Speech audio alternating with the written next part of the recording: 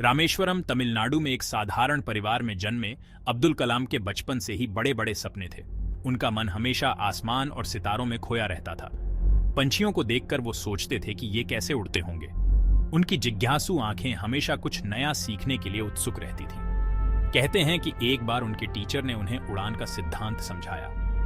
कलाम ने तुरंत पूछा, सर, अगर हम पंछियों जैसे पंख बनाएं तो क्या हम भी उड़ सकते हैं? टीचर ने मुस्कुराते हुए कहा, कलम, सपने देखना अच्छी बात है, लेकिन असंभव को पाने के लिए मेहनत और ज्ञान की जरूरत होती है। कलाम ने इस बात को दिल से लगा लिया। उन्होंने ठान लिया कि एक दिन वो भी आसमान की ऊंचाइयों को छुएंगे। उन्होंने अपनी पढ़ाई पर ध्यान केंद्रित किया और विज्ञान और गणित में गहरी रुचि दिखाई। उनकी लगन और मेहनत रंग लाई और उन्होंने फिजिक्स में डिग्री हासिल की। कलाम जानते थे कि उन्हें अपने सपनों को पूरा करने के लिए और बहुत कुछ सीखना होगा।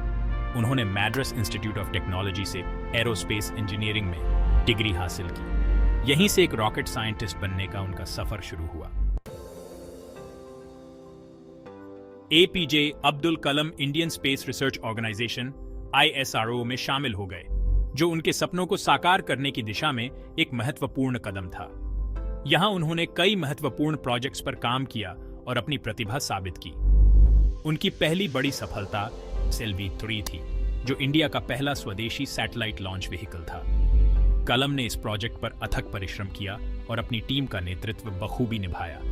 जुलाई 18, 1980 को जब SLV-3 को सफलतापूर्वक लॉन्च किया गया तो पूरा देश गर्व से फूल उठा। कलाम के नेतृत्व में इंडिया ने स्पेस साइंस में और उपलब्धियां हासिल की। उन्होंने रोहिणी सैटेलाइट्स, PSLV और GSLV रॉकेट प्रोग्राम्स में महत्वपूर्ण भूमिका निभाई। उनके प्रयासों से इंडिया ने अंतरिक्ष में अपनी जगह बनाई और दुनिया को अपनी तकनीकी प्रगति का परिचय दिया। कलाम सिर्फ एक साइंटिस्ट ही नहीं, बल्कि एक दूरदर्शी नेता भी थे। उन्होंने अपनी टीम को प्रेरित किया और उनमें आत्मविश्वास जगाया। वो हमेशा कहते थे, ड्रीम बिग, और उन सपनों को साकार करने के लिए कड़ी मेहनत करो। स्पेस रिसर्च के साथ साथ कलाम ने इंडिया की रक्षा क्षमताओं को बढ़ाने में भी महत्वपूर्ण योगदान दिया।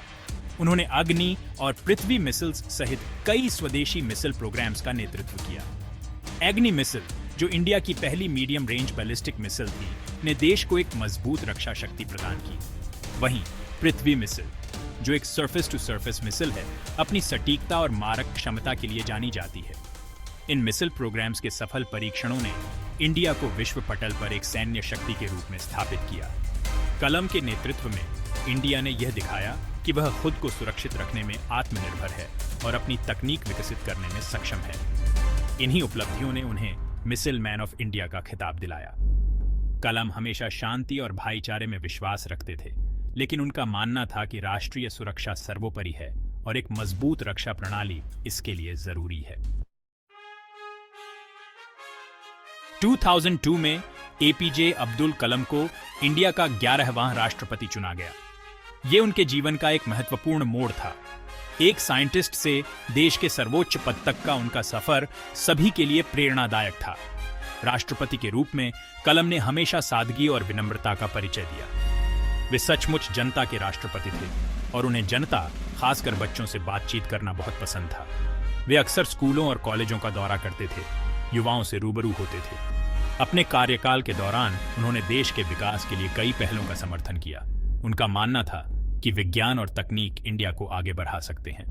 उन्होंने इंडिया विजन 2020 का प्रस्ताव रखा, जिसका उद्देश्य वर्ष 2020 तक इंडिया को एक विकसित राष्ट्र बनाना था। उनका राष्ट्रपति कार्यकाल ईमानदारी, समर्पण और प्रेरणा का प्रतीक था। वे हमेशा कहते थे, ड्रीम्स वो नहीं होते जो हम सोते हुए देखते हैं, बल्कि ड्रीम्स वो होते हैं जो आपको सोने नहीं देते।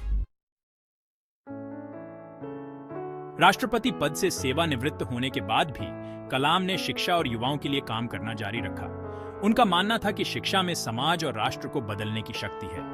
वे अक्सर छात्रों से कहते थे, ड्रीम बिग, वर्क हार्ड और कभी हार मत मानो। वे चाहते थे कि इंडिया के युवा वैज्ञानिक, इंजीनियर, डॉक्टर और नेता बने, जो देश की प्रगति को आगे बढ़ाए। कलाम ने अपने अनुभवों को अपनी आत्मकथा विंग्स ऑफ फायर में साझा किया, जो लाखों लोगों के लिए प्रेरणा स्रोत बन गई है।